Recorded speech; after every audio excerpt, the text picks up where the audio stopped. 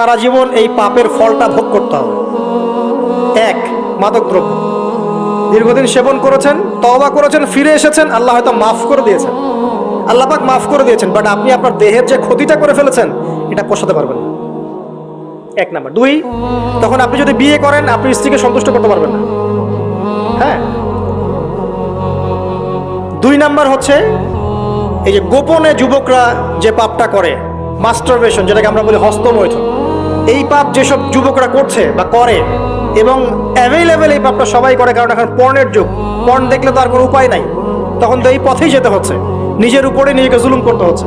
যারা হস্তমৈথুনে অভ্যস্ত হয়ে গেছে এরা যদি তওবা করে ফিরেও আসে, শরীরের যে ক্ষতিটা হয়েছে এটা পূরণ হবে না।